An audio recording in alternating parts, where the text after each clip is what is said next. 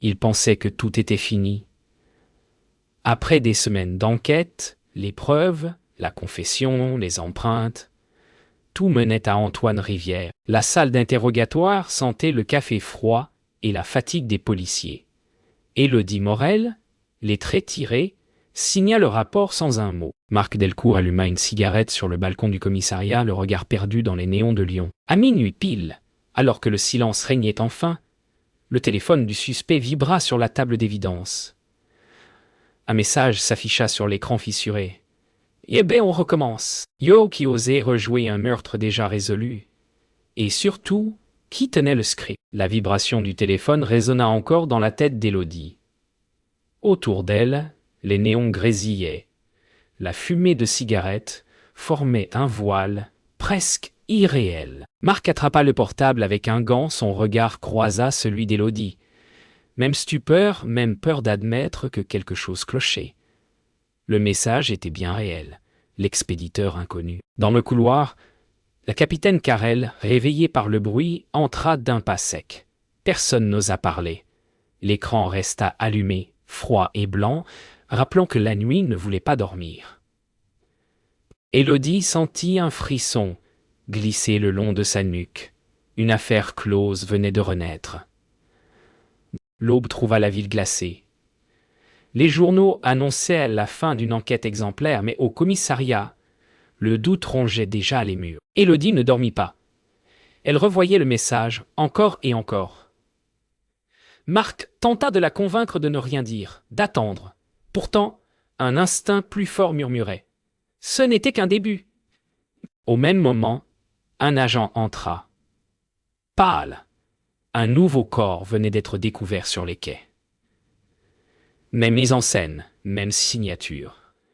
Élodie attrapa son manteau. Dans ses yeux, une flamme venait de se rallumer. Les quais du Rhône étaient déserts, envahis de brouillard. Le corps reposait dans une posture presque identique à celle du premier crime. Bras étendus, regard vide, tourné vers l'eau. Élodie sentit son estomac se serrer. Tout concordait. Marc prit des photos sans un mot, conscient que le cauchemar recommençait. Un passant tremblant expliqua avoir entendu des pas, puis un sifflement avant de fuir. Les gyrophares transformaient le brouillard en murailles rouges et bleues. Dans le silence, Élodie murmura. « Égay, quelqu'un joue avec nous. » Yo. De retour au poste, Élodie relut les deux rapports côte à côte. Les détails étaient jumeaux, jusqu'au moindre mot sur le papier peint. Marc, fatigué, s'assit face à elle. La tension monta comme un orage silencieux. Elle demanda. « Yo, gay, tu crois vraiment que Rivière est seul ?» Yo, il ne répondit pas. Dans le reflet de la vitre, leur visage semblait vieilli de 10 ans. Au fond du couloir, la capitaine Carrel observait, inquiète. Le tic-tac de l'horloge rythmait la certitude, quelque chose où quelqu'un réécrivait l'histoire. Le lendemain matin, Lyon s'éveilla sous un ciel gris, le genre de lumière qui avale les couleurs. Élodie entra seule dans la salle d'archives, le silence seulement brisé par le cliquetis d'un vieux radiateur. Elle ouvrit les dossiers des anciens meurtres non résolus. 10 ans plus tôt, un même mode opératoire, les mêmes détails macabres. Le nom d'un ancien commissaire, Lucien Armand, revenait sans cesse. Elle sentit son cœur battre plus vite. Et si tout recommençait vraiment, derrière elle, la porte grinça. Marc venait d'entrer. Leurs regards se croisèrent. La vérité allait coûter cher. Ils remontèrent les dates, les lieux, les victimes, tout s'alignait.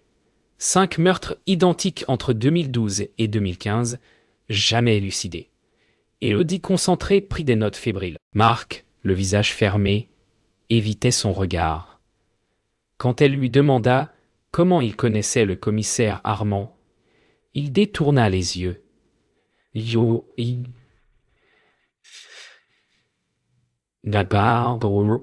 Dan. Prestant, Yo, un silence lourd s'abattit. Dans le reflet du néon, elle crut voir son partenaire plus vieux, usé, rongé par quelque chose de non dit. Plus tard dans la soirée, Élodie retrouva sa sœur Léa dans un café désert. Léa, journaliste, fouillait déjà sur son ordinateur portable, l'écran reflétant les reflets dorés du bar. Elle montra un dossier confidentiel, une liste de 12 noms d'anciens policiers et procureurs. Yoga les 12 IO, dit-elle à voix basse, tous liés à des affaires classées sans suite. Élodie sentit la peur et la colère se mêler. Si Armand faisait partie de ce cercle, alors la vérité dépassait la simple vengeance. La nuit suivante, Marc rendit visite à un vieil homme dans une maison isolée au bord du Rhône. Monsieur, Bordanas est connaissant de l'outrita. En dire si chien à Roth. Nassia au chien. Lucien Armand, l'ancien commissaire, l'attendait déjà. Silhouette mince, cheveux gris lissés, sourire vide. Le dialogue fut bref, presque chuchoté. Armand lui rappela une promesse faite il y a 10 ans, une promesse qu'il n'avait pas le droit de trahir. En sortant, Marc serra le volant jusqu'à blanchir les jointures. Son reflet dans la vitre semblait celui d'un coupable. Au commissariat, Élodie épingla sur le tableau toutes les photos. Les victimes anciennes, les nouvelles, les visages des 12. Les lignes rouges traçaient une toile complexe, où tout semblait converger vers un même centre. En bas, un nom apparut en lettres capitales. Élodie Morel. Quelqu'un avait ajouté sa photo, discrètement, sans qu'elle s'en aperçoive. Le souffle coupé, elle se tourna vers la porte, vide. Seul le bruit du vent répondit. Le sommeil fuyait Élodie.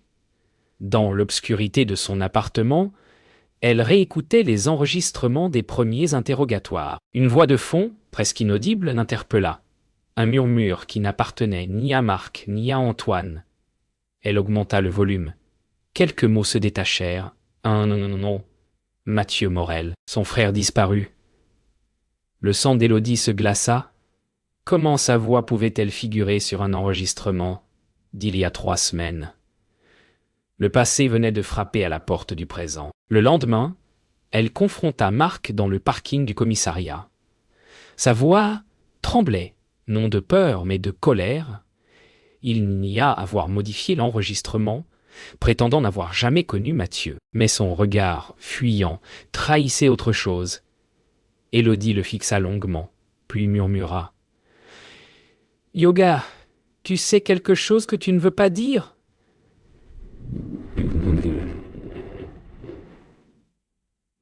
Il détourna la tête. Le froid s'insinua entre eux, plus tranchant que la vérité. Léa rejoignit sa sœur dans un vieux entrepôt désaffecté, là où un informateur avait promis des révélations. L'air sentait la rouille et la poussière. Sur le mur, un symbole peint à la bombe. Un cercle barré de 12 traits. Les 12. L'informateur n'était pas venu, mais un dossier l'attendait, sur une chaise. À l'intérieur, des photos de Marc, jeune, aux côtés du commissaire Armand et de Mathieu Morel. Les mains d'Élodie tremblèrent. Le mensonge prenait forme. Cette nuit-là, Élodie suivit Marc discrètement à travers les ruelles du Vieux-Lyon. La pluie rendait les pavés glissants, les lampadaires vacillaient. Il entra dans une chapelle abandonnée, alluma une bougie devant un autel couvert de symboles. Dans l'ombre, d'autres silhouettes se tenaient immobiles. 12 exactement. Les 12 n'étaient donc pas une rumeur. Élodie recula lentement, le cœur battant, avant qu'un grincement ne la trahisse. 12 têtes se tournèrent vers elle. Élodie s'enfuit dans la nuit, le souffle court. Son téléphone vibra dans sa poche. Nouveau message, même numéro inconnu. Yoga, on recommence. Élodie. Yo, cette fois, son nom. La peur se mua en rage froide. Au loin, les cloches de minuit sonnèrent, effaçant le bruit de la pluie.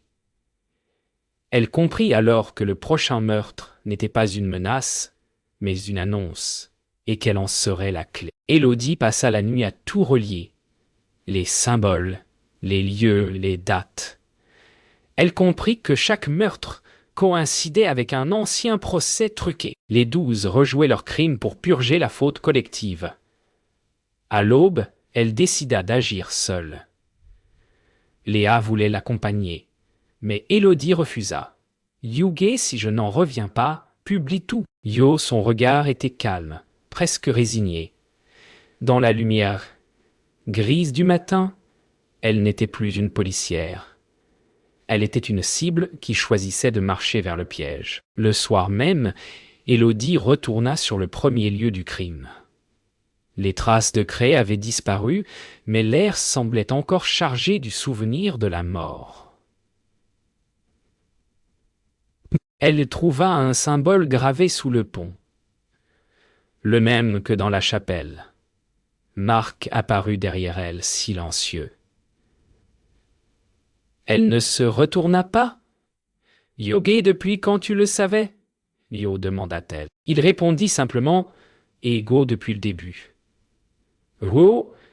Les mots résonnèrent comme une condamnation. Marc avoua lentement. 10 ans plus tôt, les 12 avaient couvert un meurtre commis par un des leurs, le frère d'Élodie, Mathieu, victime innocente. Pour éviter un scandale, ils avaient effacé son dossier, maquillé la disparition. Armand dirigeait tout. Depuis, Marc vivait avec la culpabilité, incapable de rompre le silence. Élodie sentit sa gorge se serrer. Ses certitudes s'effondraient. Le message OB, on recommence, You prenait un autre sens, la vengeance, déguisée en justice. Déterminée, Élodie força Marc à la conduire chez Armand. La maison, plongée dans l'obscurité, semblait les attendre. À l'intérieur, les murs étaient couverts de coupures de journaux, de photos, de symboles. Armand les accueillit sans surprise, un sourire glacé aux lèvres. « Yobe, tu veux la vérité ?» Yo, dit-il. « Oge, elle t'appartient déjà. » Yo, il désigna un écran où s'affichait une vidéo. Celle du meurtre de son frère.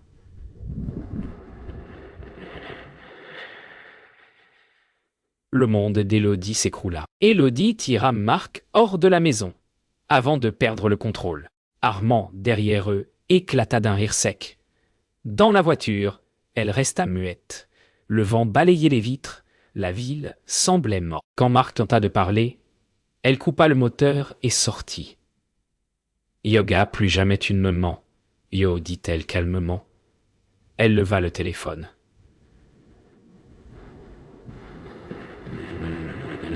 Un nouveau message venait d'arriver.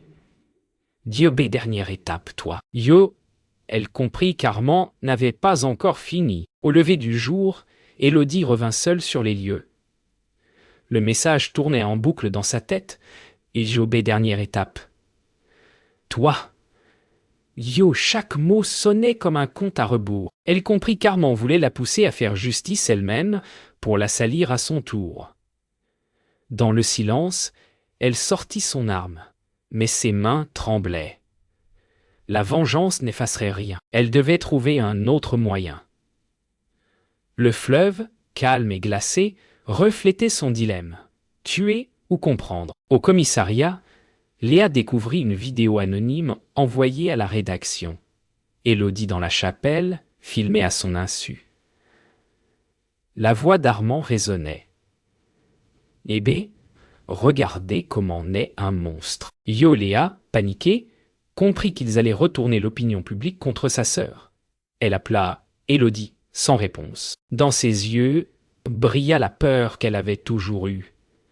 Que la vérité tue plus sûrement que le mensonge. Élodie localisa Armand grâce à un signal GPS caché dans le téléphone de Marc. Dans une usine abandonnée à la périphérie de Lyon, les 12 se réunissaient. Elle entra, seule, sans renfort. Les silhouettes encapuchonnées formaient un cercle autour d'Armand. Il la salua comme une invitée d'honneur. « Yoge, tu voulais la vérité ? Tu es la dernière pièce du puzzle ?» Youa, le regard d'Élodie, se durcit. Cette fois, c'était elle qui allait poser les questions. Armand parla, sûr de lui. Les 12 avaient voulu créer la peur pour forcer la justice à renaître. Ils avaient choisi Élodie comme symbole. La fille du passé et la victime idéale. Mais Marc, dissimulé parmi eux, leva enfin son arme. « Yoge, assez !» Yo, cria-t-il. Le chaos éclata. Un coup de feu retentit.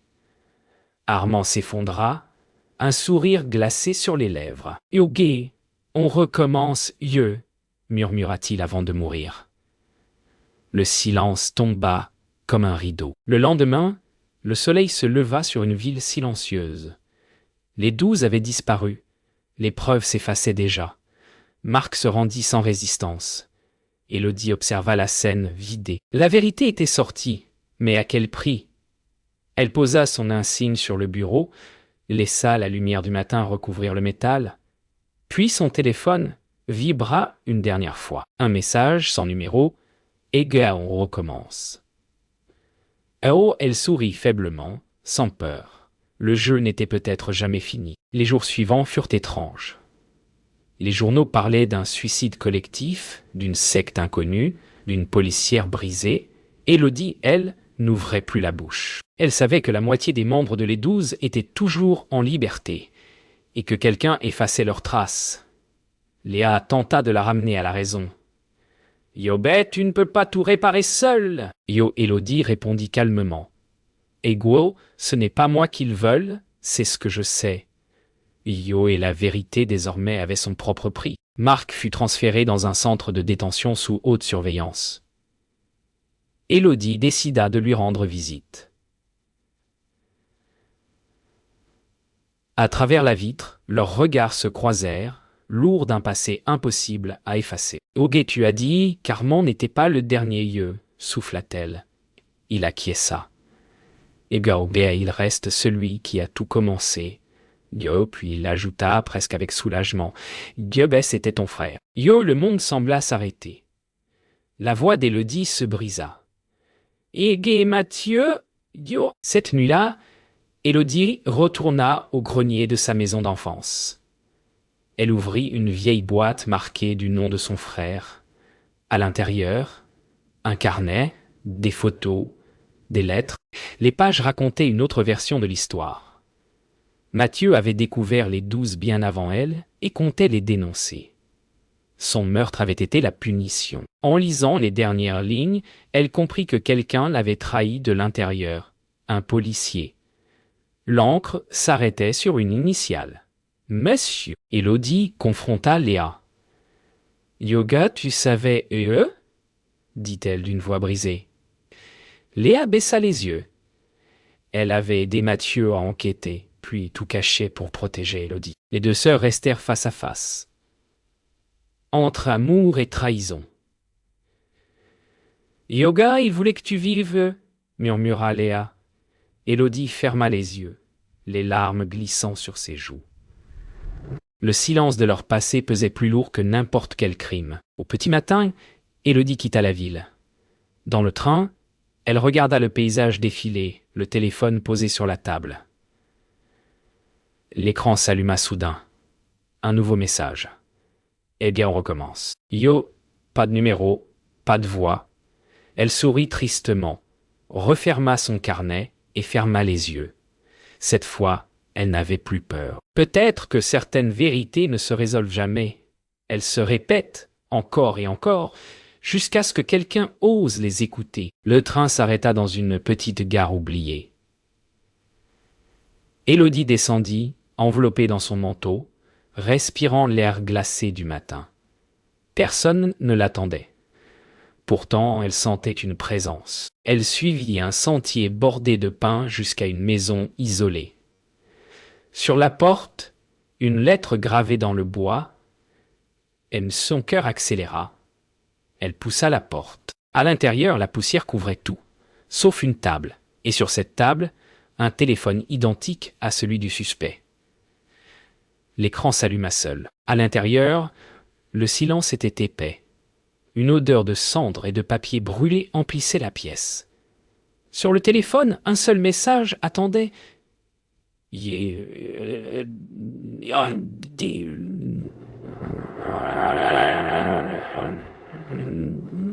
En appuyant sur lecture, Élodie vit une vidéo, son frère, vivant, s'adressant à elle.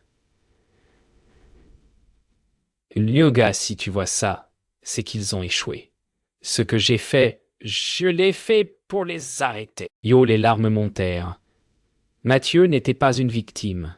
Il était le premier justicier. Les 12 n'étaient qu'un cercle qu'il avait voulu briser. Élodie resta immobile. La vidéo terminée. Dans le silence, une voix derrière elle murmura.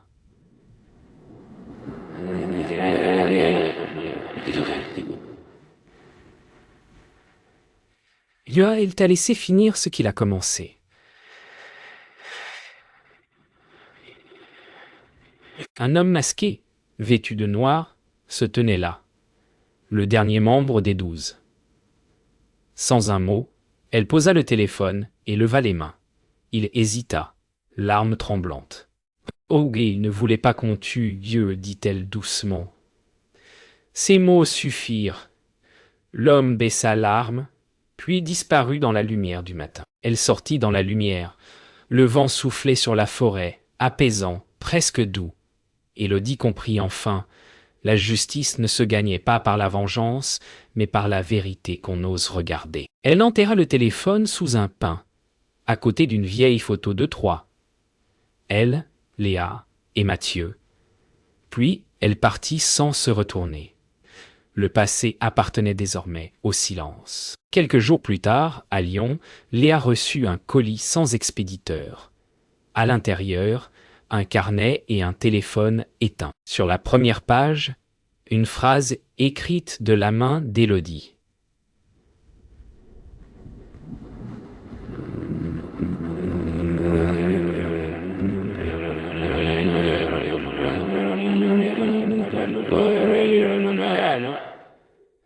L'eau au recommand, mais autrement, Léa leva les yeux vers la ville. Son jeu. Peut-être que chaque génération doit rejouer l'histoire, jusqu'à ce qu'elle trouve enfin la paix. Le fleuve, tranquille, emporta les secrets sans bruit.